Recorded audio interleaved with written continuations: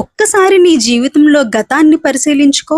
ఎన్ని కలలు కన్నావు, ఎన్ని లక్ష్యాలు పెట్టుకున్నావు, ఎన్నిసార్లు ఈసారి మాత్రం ఖచ్చితంగా మారాలి అని నిర్ణయించుకున్నావు. కానీ కొన్ని రోజులు గడిచాక మళ్ళీ అదే పాత అలవాట్లు, అదే ఆలస్యం, అదే భయం, అదే సాకులు.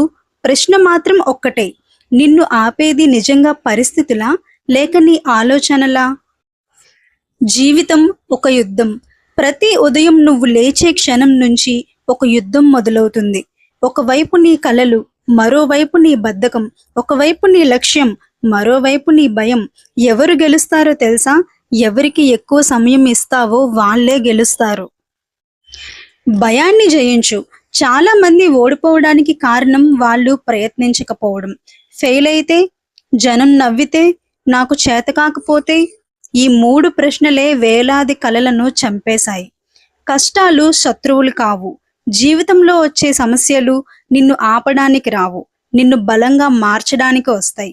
బంగారం అగ్నిలో కాలిన తరువాతే మెరుస్తుంది. వజ్రం ఒత్తిడిని తట్టుకున్న తరువాతే విలువ పెరుగుతుంది.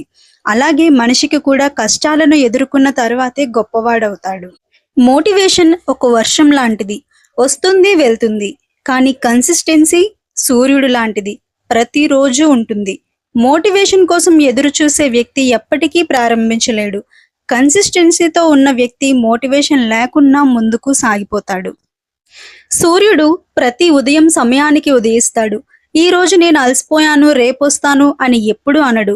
ఒక నది ఆగకుండా ప్రవహిస్తుంది. ఒక చీమ రోజుకు ఒక్క గింజ మాత్రమే మోస్తుంది.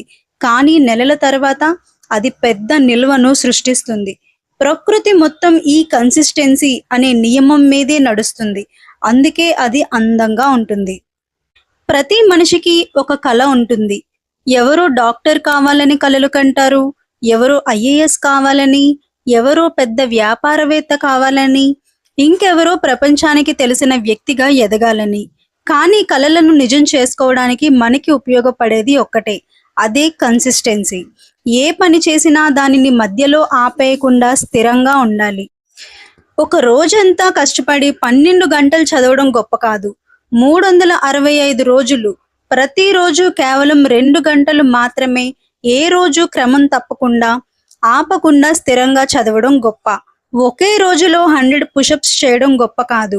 రోజు 20 పుషప్స్ ఏడాది మొత్తం చేయడం గొప్ప. ఒకరోజు పెద్ద స్పీచ్ ఇవ్వడం విజయం కాదు. ప్రతిరోజు కొంచెం కొంచెంగా నేర్చుకోవడమే విజయం. జీవితంలో నిజమైన పోటీ మన పక్కవాడితో కాదు, మన నిన్నటి రూపంతో.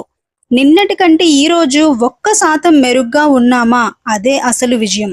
1% చిన్నదిగా అనిపిస్తుంది, కానీ 365 రోజుల తర్వాత అది జీవితాన్ని పూర్తిగా మార్చేస్తుంది.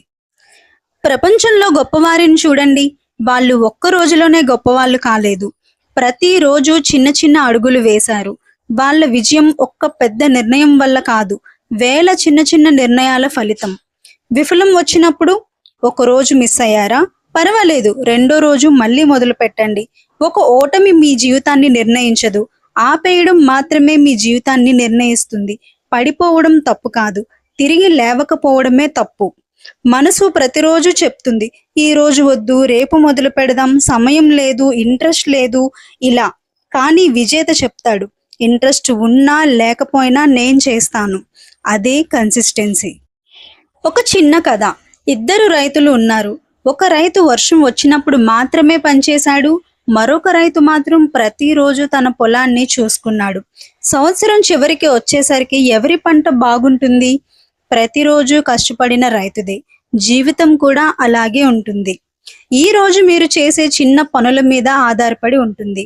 మీరు రోజు కొంచెం కొంచెం మెరుగుపడితే ఒక రోజు ప్రపంచం మీ గురించి మాట్లాడుతుంది. చివరిగా మీకు గొప్ప టాలెంట్ ఉండాల్సిన అవసరం లేదు.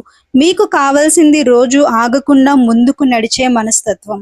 గుర్తుంచుకోండి, చిన్న చిన్న అడుగులు పెద్ద పెద్ద విజయాలకు దారితీస్తాయి. ఒక రోజు చేసిన కష్టం జీవితాన్ని మార్చదు, కానీ ప్రతిరోజు చేసిన కష్టం మీ జీవిత చరిత్రను మార్చేస్తుంది. అందుకే ఈ రోజు నుంచే ఒక్క అడుగు వేయడం, రేపు మరో అడుగు, తర్వాత మరో అడుగు.